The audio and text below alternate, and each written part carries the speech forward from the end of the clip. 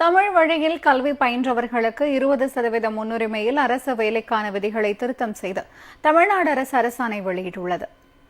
உயர்நீதிமன்ற மதுரை கிளையின் உத்தரவின் அடிப்படையில் தமிழ் வழியில் கல்வி பயின்றவர்களை அரசு பணிகளில் முன்னுரிமை அடிப்படையில் நியமனம் செய்வதற்கான வழிகாட்டு நெறிமுறைகளில் திருத்தம் செய்து அரசாணை வெளியிடப்பட்டுள்ளது. இதுகுறித்து வெளியிடப்பட்டுள்ள அரசாணையில் 1ஆம் வகுப்பு முதல் பணிக்கு வரையறுக்கப்பட்ட கல்வி தகுதி வரையில் முழுவதுமாக தமிழ் வழியில் பயின்றவர்களுக்கு மட்டுமே பணியில் முன்னுரிமை என்ற விதி பொருந்தும் என்றும் அதில் தெரிவிக்கப்பட்டுள்ளது. இதர மொழிகளை பயிற்று மொழியாக கொண்டு தமிழில் தேர்வு எழுதியவர்கள் இம்முன்னுரிமை இடஒதுக்கீட்டிற்கு தகுதியானவர்கள் அல்ல என்றும், கல்வி உரிமை சட்டத்தின் கீழ் 2ஆம் வகுப்பு முதல் 8ஆம் வகுப்பு வரை நேரடியாக பள்ளிகளில் சேர்ந்து தமிழ் மொழியினை பயிற்று மொழியாக கொண்டு பயின்று